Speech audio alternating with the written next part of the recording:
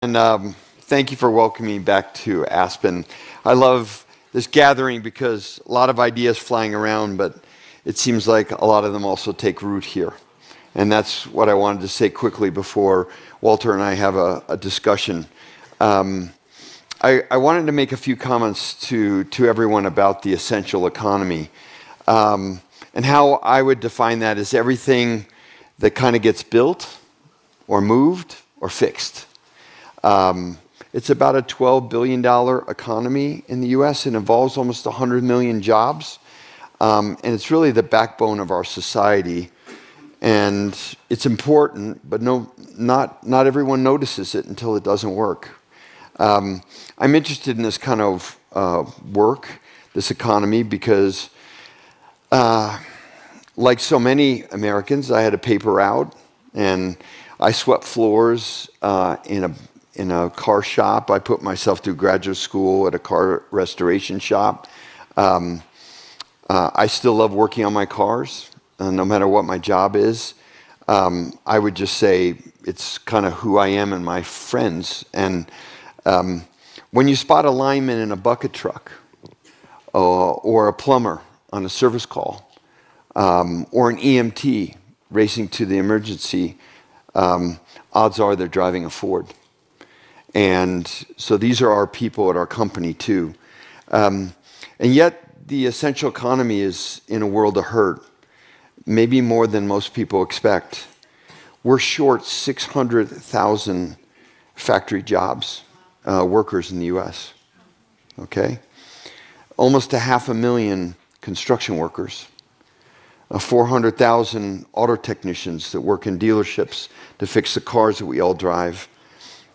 And the white-collar productivity in the last few years has jumped almost 30%.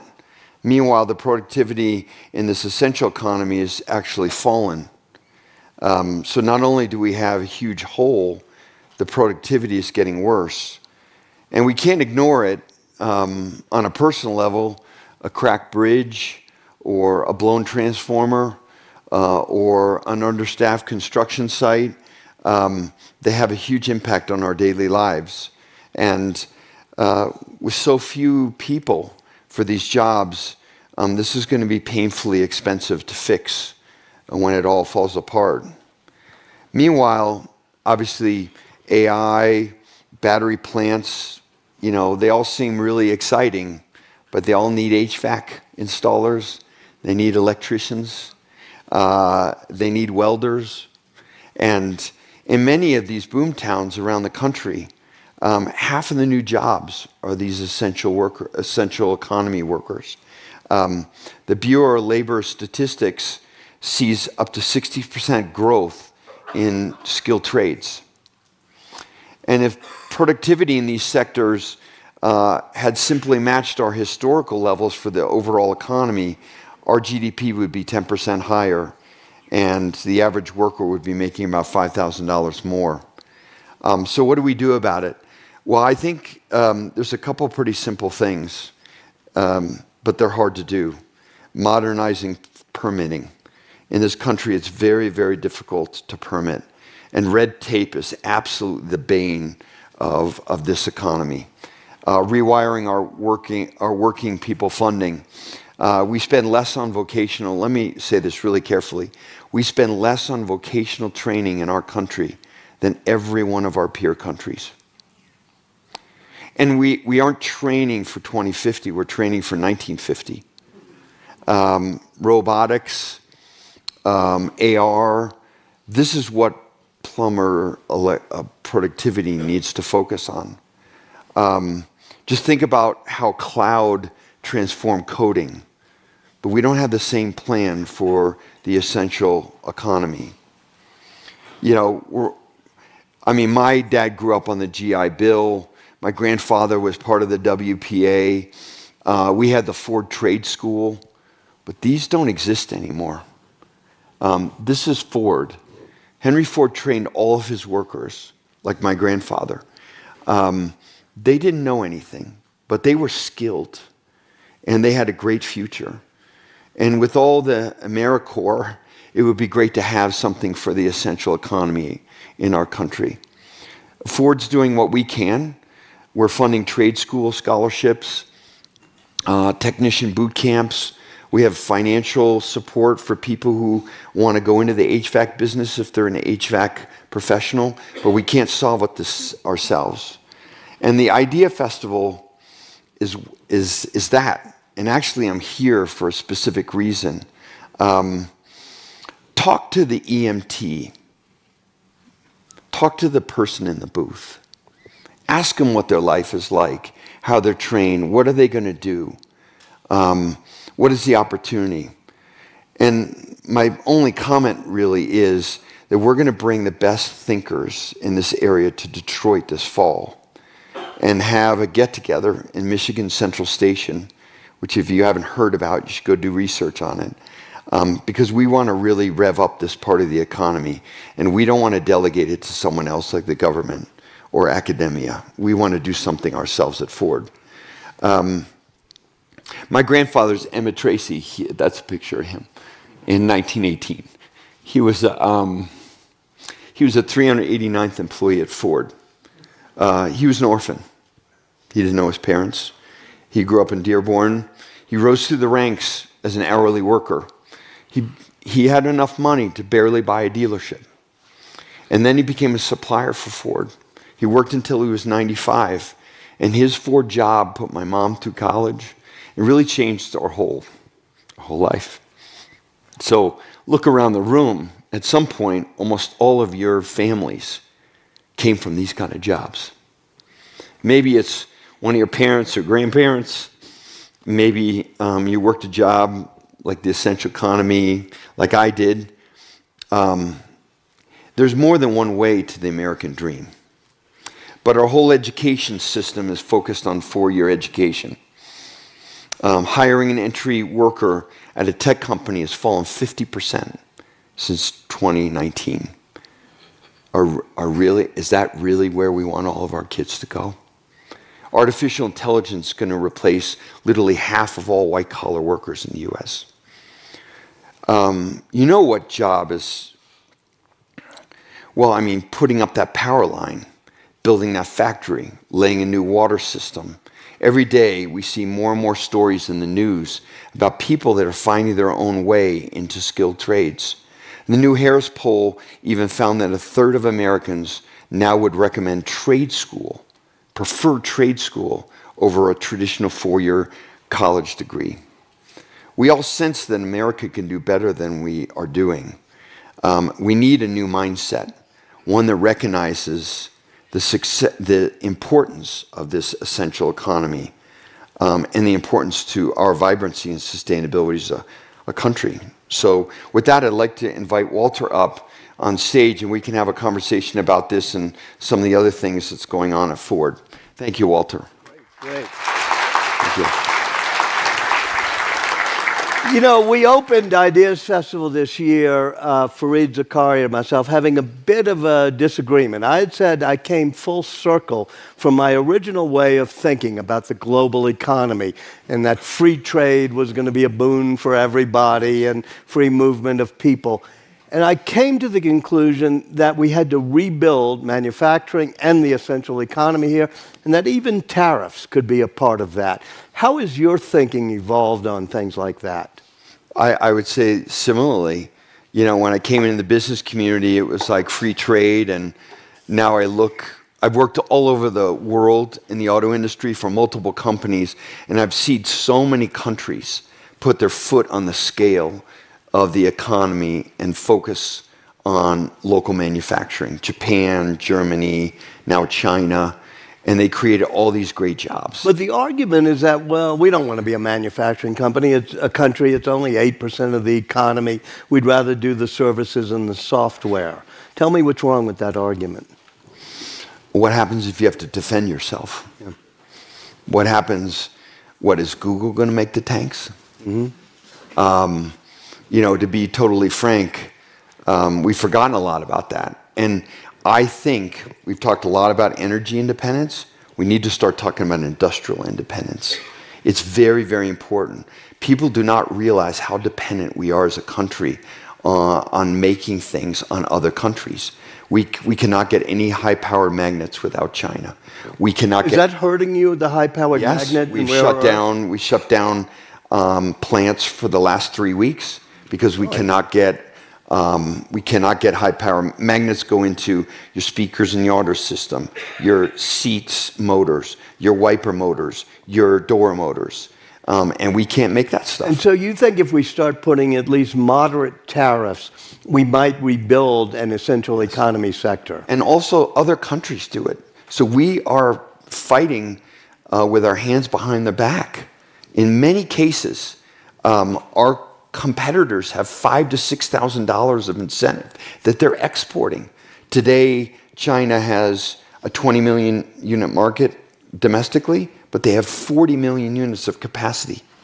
They can export. Wait, this is capacity for electric vehicles or all vehicles? Okay. They don't have to build one more plant, and they can serve all of North America and part of Europe without any more plant. So we are in a global competition, and these jobs are really great jobs. A job at Ford is $150,000, $200,000. It's a transformational job for people's lives. And we have to really understand what it's going to take to not just have modest tariffs, to have an even playing field, like you said, but also to recreate critical minerals, battery raw materials, manufacturing grade semiconductors. Oh, it's so exciting. We have all these new semiconductor plants in Arizona. They're making advanced nodes for AI. But most of the silicon that goes into industrial products that we all buy are manufacturing grade. They're 10-year-old. That all comes from Taiwan and increasingly from China. We won't be able to make anything if we get in a serious. How many trips to China have you made in the past year? I would say 6 to 7. 6 to 7? Yes. And what are you seeing there that we should learn from? It's the most humbling thing I've ever seen. 70% of all EVs in the world, electric vehicles, are made in China.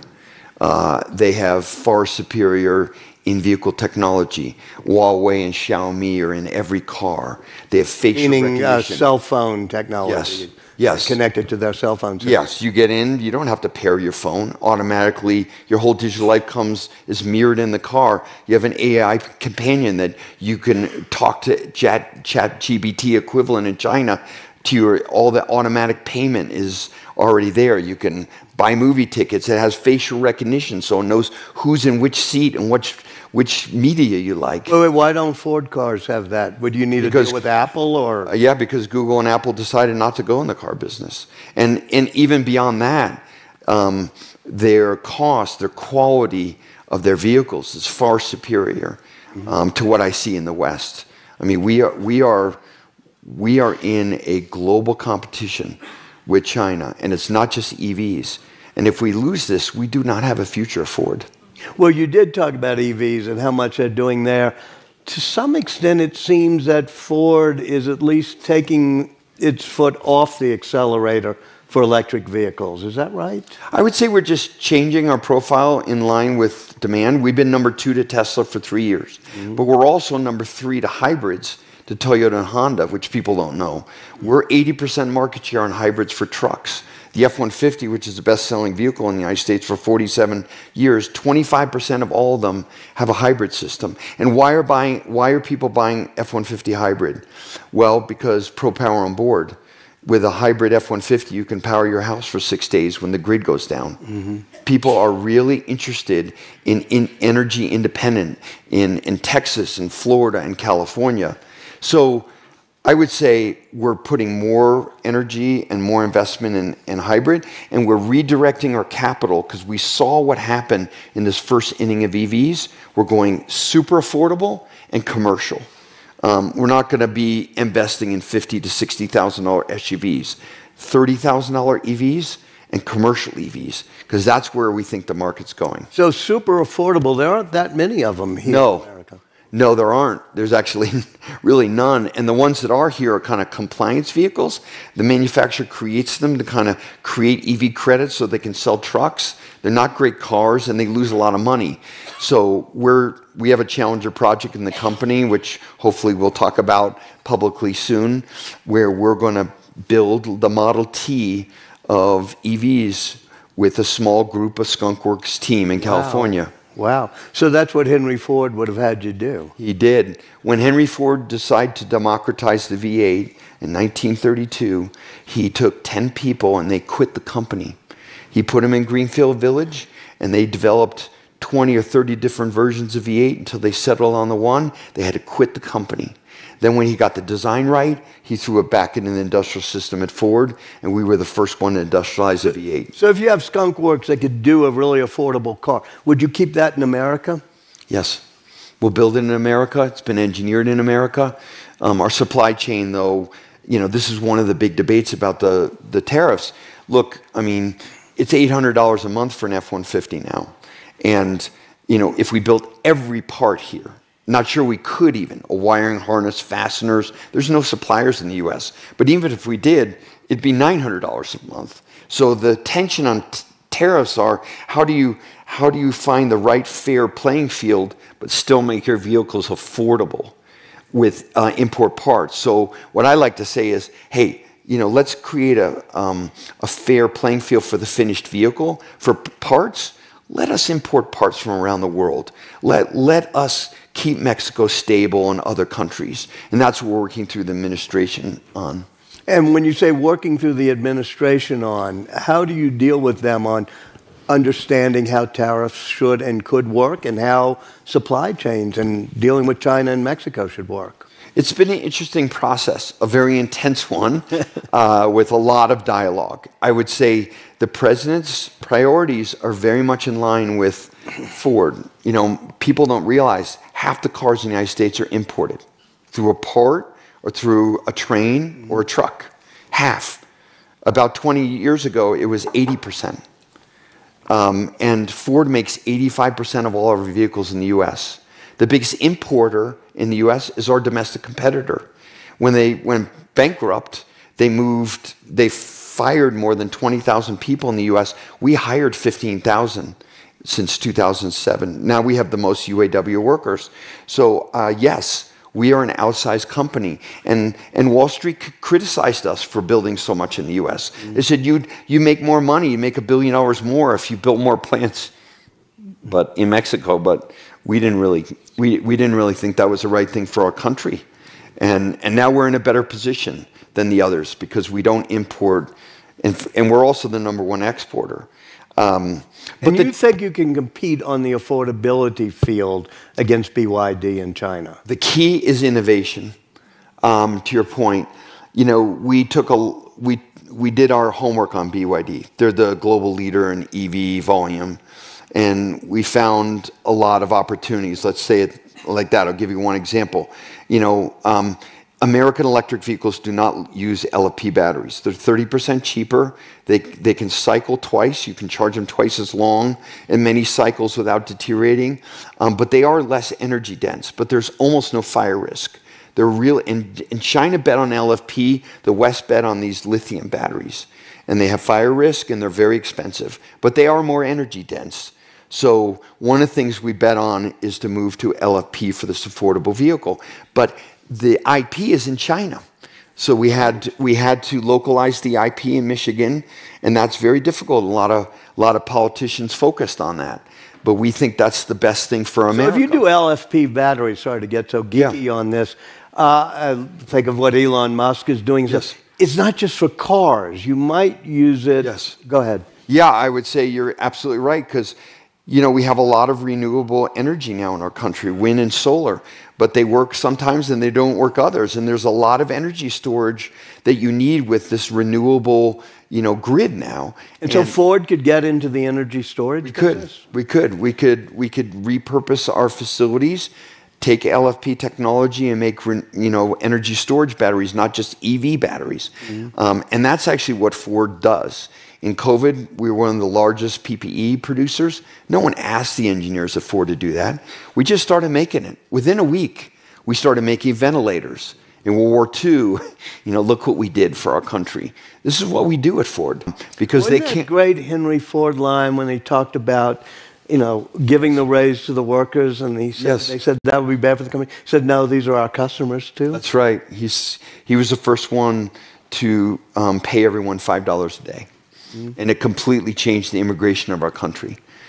Detroit's a city it is now because of that $5 wage. And it transformed people's lives like Henry Ford, my grandfather. But he said, to your point, he said, I'm doing it because I want my factory worker to buy my cars. If they make enough money, they'll buy my own product. It's a self-fulfilling prophecy in a way. Yeah, I'm going to pay twice what someone else makes, but I want to have the best people, and I want them to be able to afford a house, a car. That's not a reality for... during the union negotiation, I did a lot of gemba, just going to our plants and listening. And the older workers who'd been at the company said, none of the young people want to work here, Jim. You pay $17 an hour. And they are so stressed. They got to work at Amazon for 8 hours. Then they come over to Ford for work for 7 hours. And then they sleep for 3 or 4 hours. And then they go back and they're barely getting by. So we took every temporary worker and made them full-time. It wasn't easy to do. It was expensive. But I think that's the kind of changes we need to make in our country. And it's not easy because there's a lot of pressure from the financial community. Talk about that, because one of the things that's happened in the past 20 to 30 years has been that the definition of the economy is to get more wealth and growth. And it's you get the financial community, Wall Street, the funds, all pushing you just for that. Does Ford have a higher mission than just creating profits, and what would those be? Absolutely. The Ford family is in their 6th generation. Wow. They don't toot their own horn, but Ford would not be Ford without the Ford family. In 2007, when our 2 competitors went bankrupt, we didn't. The employees said over and over again, I'm not going to let the Ford family down. I'll come in. I'll buy my own. They bought their own supplies. We burned the furniture to avoid bankruptcy. And part of that is because our mission is really, every company really believes in its mission. But I guess at Ford, our mission is more about what we do and not what we say.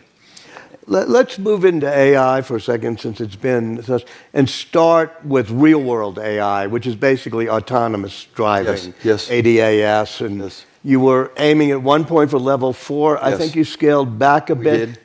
Well, explain why you're moving away a bit from autonomous driving, or are you going to do like you did with the affordable vehicle and surprise us by leapfrogging and going ahead, maybe making a deal with Waymo or Tesla?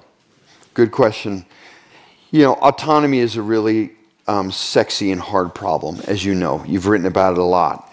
But at Ford, when Doug Fields came over from Apple and Tesla, he and I had a series of honest conversations about where do we want to make our bet. We don't have unlimited funds, and we decided as a company that a cooler problem than full autonomy in an urban setting was high-speed, eyes off. Push a button and read a book in your car.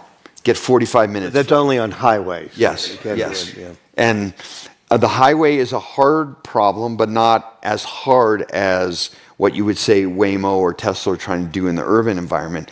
But most Americans spend 20 to 30 minutes a day on the highway. And a lot of it is very dangerous, and a lot of people are distracted with their phones. And to make it safer and to free up time in the short term, we did student body left. We took all of our level 4 funding, and we really focused on this problem, and we're excited to come out with that technology. At the same token, though, we are really excited about level 4.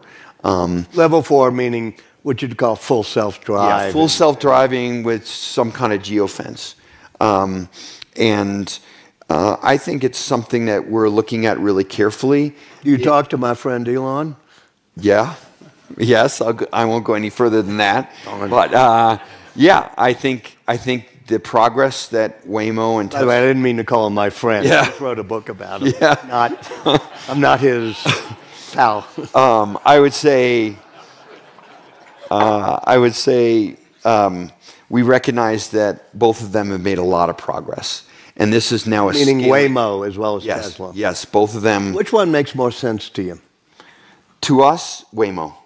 Because We really- it uses LiDAR? Yes, we really feel for our brand, our people trust Ford. And when you have a brand like Ford, when there's a new technology, you have to be really careful. And we want to have a trusted brand, just like Mercedes and Volvo in the early days of Crash. And this is another wave of safety technology. So we really believe that a LiDAR is mission critical. That's a for LiDAR, for safety. people who don't know, is sort of a light and radar system, Yes. not just a camera system. It sends over 100 beams of light that bounces back, and you can see things, for example, a reflection on the back of a truck, or the sun in the camera's eyes, where the camera will be completely blinded, but the LiDAR system will see exactly But you what's think in you front of will get to full self-driving in the foreseeable future somehow? Yes, I do, but I think for us it'll be a partnership model. What we're really focused on, we just finished, I think, 40 million miles of hands-free, and it's kind of like a heated steering wheel. When you first use a heating steering, you're like, well, that won't be a big deal, and then you're on a cold day, you're like, wow, that's like pretty amazing. I feel warm. Hands-free driving is kind of the same thing. If you ever have you never tried Blue Cruise, go to a Ford dealer. When you let go of your hands on a highway, you're just like, oh my God, this is a lot more relaxing than cruise control. But you race cars. Yes. You're taking your son, you told me, who's what, Yes. 18, 17 years old, to North Carolina Yes. in a few days, so he can be a car driver, do Yes. sort of a NASCAR thing. What do you feel about, do people want to give up the experience of driving? Is there a romance? Well, that is a great question. I kind of think of driving as one of those things in our daily lives that you can master. And it's a very human thing to want to master something. Maybe walking, and maybe painting, and maybe reading. But driving, to me, is something that a lot of us take great pride in mastery. And it is a skill.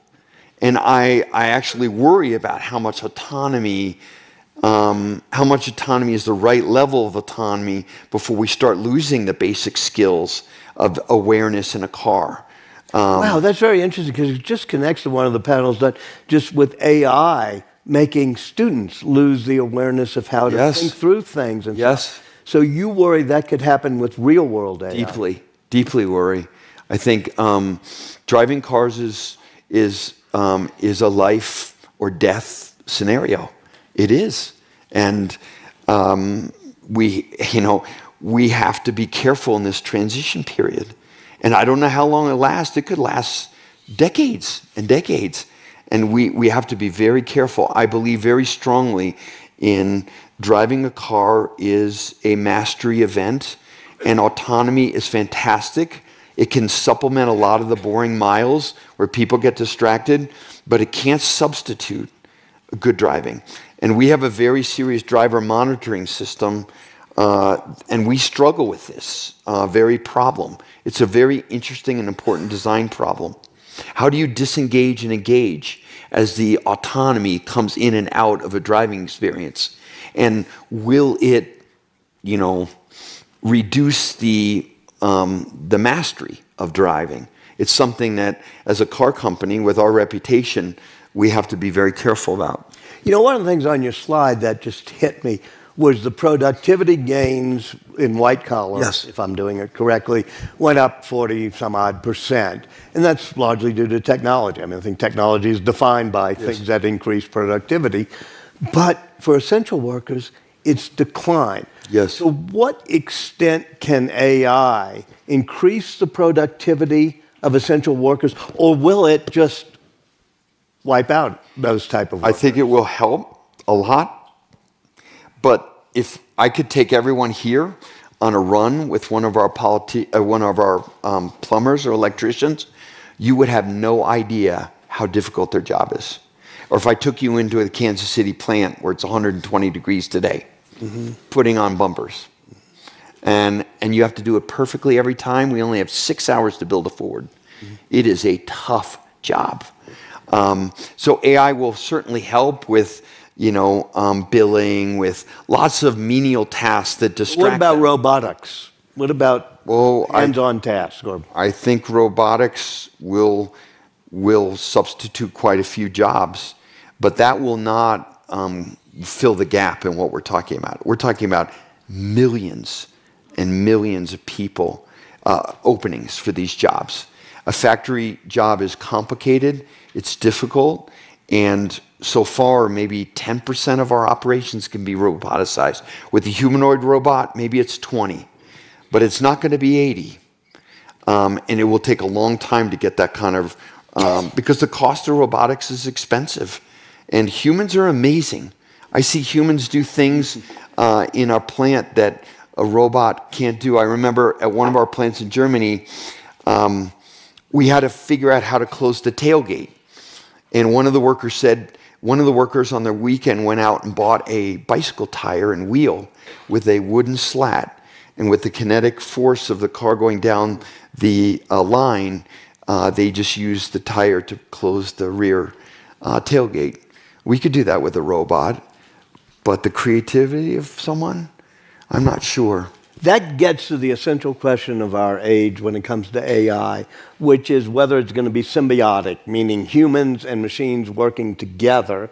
The Ada Lovelace, 150 years ago, was the notion that there'll always be human creativity and its productivity will be increased by robotics and technology, or in her case, automated looms in the 1840s. And then the other school, which is that the robots will just replace us. If you're dedicated to your vision of the future, how do you take Doug Field and all your great people that have been at Apple and Tesla before and say, we want to use robotics to increase the creativity and productivity of our workers, not replace our workers? I think it's really the essential question and why I'm here and why we want to do this in Detroit. I believe that AI and new technologies have an asymmetric impact on our economy. That means a lot of things are helped a lot and a lot of things are hurt. And when you look at these openings in our economy, it is very clear that all the technology we've seen has left a lot of people behind. AI will leave a lot of white-collar people behind. And we have to acknowledge that these new technologies are great. They'll make a lot of people's lives better, even people in the essential economy. But what are we going to do as a society for the people that it leaves behind, that are valuable humans, that require that for our society, we have to have a plan for sustainment. And we don't have that plan today. Well, answer the question. Well, first, what do we do?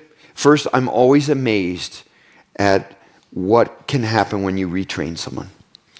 I'll go to Van Dyke, our transmission plant that's now making electric motors. Those people my colleagues went from making automatic transmissions to complete digital motors. It took a lot of training and a lot of technology, and they are so excited about the future, but it required the company to invest heavily. And it's not just, enabling them with AI. It's making different things. So you have to have a plan to transition the team. And we transformed our education system every time we go through an economic change like this, like the 1890s when your man Henry Ford invented the car, but Edison is inventing the light bulb. And so we made high school universal and free. So we were talking to Mike Johnson about what should we do to transform our training and education system? Good question. I think we need to go back to the basics, to trade schools, and we need to have a society that doesn't look down on people like that. I have a podcast, and I interviewed a woman who has she canics like only women canics, because we have these hundreds of thousands of gap, and she's doing everything she can, but it's only her. We have to invest. Companies like Ford, other companies, academic, our governments have to get really serious about investing in trade schools and skilled trades. You go to Germany, every one of our factory workers has an apprentice starting in junior high school. Yep. Every one of those jobs has a person behind it for 8 years that are trained. That apprentice system is amazing in Germany. Is there amazing. A way you could do that in Detroit? Yes, but it's hard, but yes, you can do it. And we're starting. But Ford can't be the only one to do it. We need other companies. We need our country to get serious about this kind of problem. We need government programs. We need high schools to get falling in love with finding companies like Ford that can give these great apprentice jobs. It requires a kind of a complicated answer. But yes, Germany is amazing, and it is a great system. I forgot to follow up earlier on when you surprised me by saying you've been to China 5 or 6 times. Tell me, what are you trying to get a JV in China? Are you trying to buy BYD? Or what are you doing there? Mm-hmm. Well, this is off the record, so you can confide. It's a secret. No, I go for a couple reasons. I bring my whole leadership team. We don't leave anyone behind. And the first thing we do is we get the last 100 cars that launch there, and we drive as many as we can. And then we pick the 4 or 5 that we love, and then we put them on a plane and fly them to Detroit. Wow. And then we drive the crap out of them, and we take them apart, and we put them back together. And do you also do that with the Tesla and Waymo full self-driving? Do you download it and test it on your cars? Of course, yes. And back to China, you know, people don't realize that China has IP that America needs. It has battery processing. Should we just steal it the way they do to us? No, I'm sorry. I think we just need to be more humble as a country that they do things really well that we need to learn. Mm-hmm. And how we learn is through joint ventures and cooperations and partnerships, but we can't be so obsessed with China's enemy that we aren't humble enough to set up those business structures and then have people in those companies, in those JVs, that transfer the knowledge and the know-how back to the home company, Ford. Without this kind of mechanism, you know, these kind of partnerships, and by the way, they need us. We have distribution systems. We have intimacy with our customers that they don't know. They don't know how to make quality in a lot of countries. We do after 120 years. So there's a lot we can offer them in exchange to enable them. But we have to be careful to kind of, it's too strong of a word, but kind of demonize them as a competitor, because there is such a thing as I'm kind of hearing something there, which is maybe a small critique of the American political mindset now of demonizing China, slapping huge tariffs on them, thinking of them as the enemy. Would you urge more caution in demonizing China? I would say how I like to think about it and how we've talked to leaders in Washington is that we need to understand that, just like I said, we need to understand that they do certain things very well, and we need to learn. And if you tried to do a JV with them, would the Trump administration try to stop that? I don't think so. Okay. I think they would, as long as it has the right guardrails, and it has the right guardrails, and we think about it the right way. I found very openness throughout the government and to do this, because I think they know it's required. And Ford is a trusted company. We've run our company a way that is different than others, but I think is more respectful in a way to the sustainability of our manufacturing base. And I think that matters. They will listen to us. And I found many politicians who are extremely respectful of that view. This has been so fascinating. I've done the Aspen moderator sin of taking up most of the time. So let me see if anybody has questions out there. And if not, I have many more. But there's microphones running, and yeah, there's a hand. I'm curious, why would an apprenticeship program in the United States be hard? I run a not-for-profit development company and wake up every morning and worried that I'm not going to have enough HVAC or plumbers on our sites to finish jobs. So what do we need to do to make it easier? It costs more. It costs more. And someone has to care about that person. That's the only thing. That's what makes it hard. We're so obsessed with saving money and making money that we have to invest in the next generation. And someone has to care. That plumber has to care about that person. Are we humble enough about displacing our own job to find that next person that will take our place? I think that's hard for many of us. Yes, there. And I'm sorry, the light's in the eyes, so I'm missing some people. But Mr. Farley, this presentation is very insightful. Thank you for that. It is very clear that we've been on a path of decoupling, certainly yes. On technology with China, and yes. now potentially beyond that. But given what you just said in terms of your experience with China, if you were to drive our policy, what would be the perfect balance in developing our competitive relationship with China? Because we've gone so, aggressive in so many ways, and there is a widely held perception that China is our enemy now. How would you describe a potential right balance of relationship with China? Good question. I see. I would say, first of all, we need to level the playing field. The companies have subsidies, free land, free taxes, and they export that advantage. I don't have that. So we need some kind, but the company needs to own our side, which is competitive product and competitive cost. So there's two sides of that. But we need a level playing field economically. And so we need some help. The second thing is people need to understand a car is not a 1980s car. It has cameras. It has microphones inside of it. It can be autonomously driven. And therefore, it's extremely, if you're apprehensive about a balloon, you should be very apprehensive about a modern automobile. So we need to have guardrails about how the data gets moved. It has to stay in a cloud in North America. It can't be used against us. We need to understand these cars are incredibly powerful technology. The average Ford has $3,000 or $4,000 of silicon in it now. So we need to have policies in our government for national defense and privacy to protect our citizens. And that is required, number two. Number three, we need to have a government policy that gets serious about this industrial independence. We need to be able to make battery and raw materials. A mine takes 20 years to approve in the US. Processing, forget about it.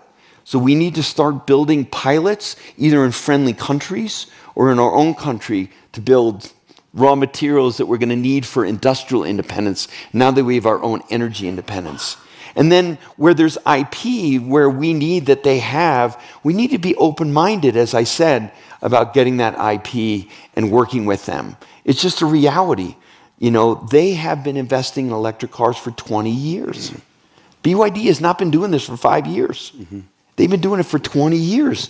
We have to get ready. LFP technology, it's iron phosphate chemistry, was invented in the University of Texas. They bought it, and now they perfected it, and they scaled it. And now they make 70% of all the electric vehicles with LFP, and we need that technology here. And so it has to be localized. Batteries don't have cameras in them, So this is something we should be able to work with them and learn. I think those are the 4 key policy areas that need to be put in place. Fascinating. Right here, and then the gentleman there, and then I saw you next. So we'll do those 3, and we may run out of time.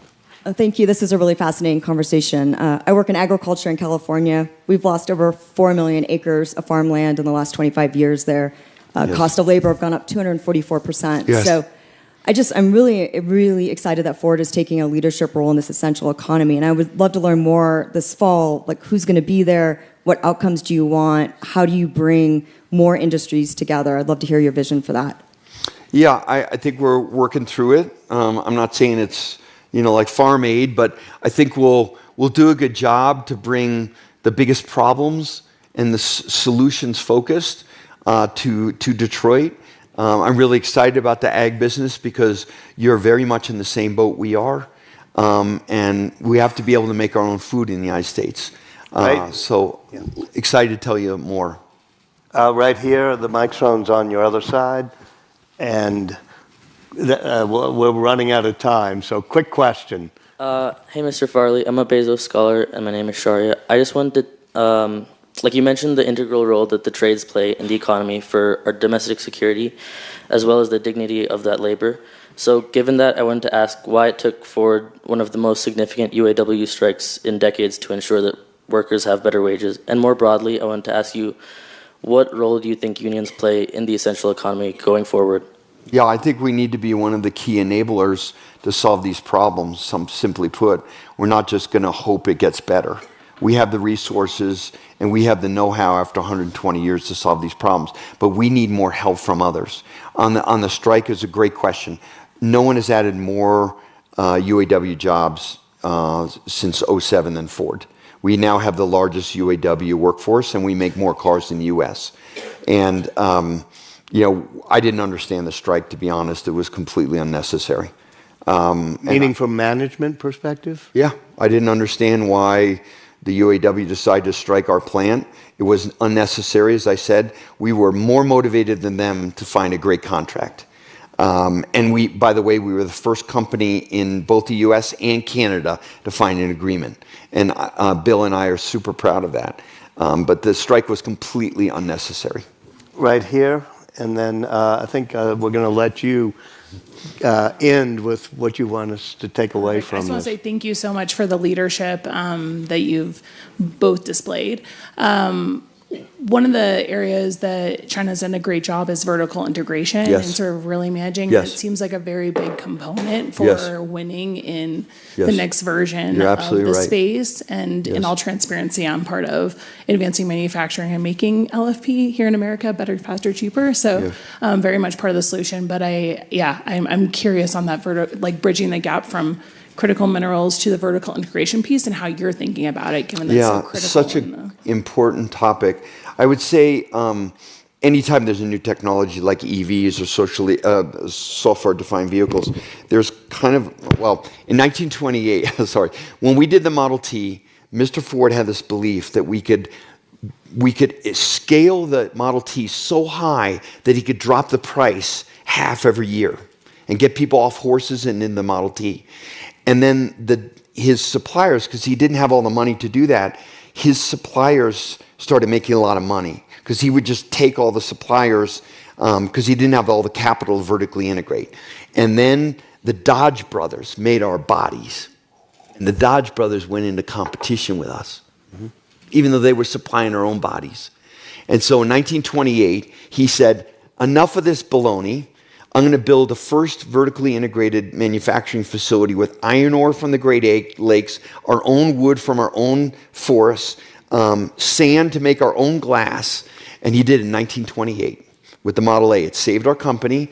And since then, we have seen many times Elon Musk, BYD, all believe in vertical integration. The issue is when you're in the first and second inning, it's an advantage. But when you get in the third and fourth inning, your suppliers get good enough that you don't have to put all that capital at risk and all that employment at risk. You could spend your money on other things. And that is exactly what's happening now.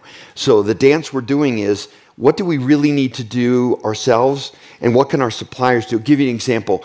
In our country, there used to be 20 low-pressure casting companies. Now there are 2. So when I make a frame for an F-150, I got 2 choices.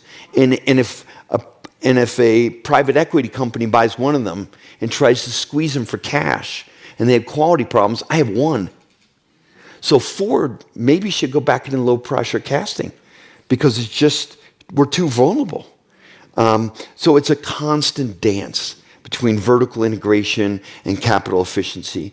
And you know, whether it's technologies that are aging out or new technologies maturing. And it's been a factor in our industry for 120 years. What do you want people to come away from this with? We'll let you in with that. Really simply, you know, there's a lot of great new technology to think about. But you need to think about it in its kind of disproportionate impact on our society. As a country, do we need a manufacturing base? Do we? Yes. Okay, if we do, for our society, then we better treat it with the respect it deserves, which we haven't. Jim Farley, thank you.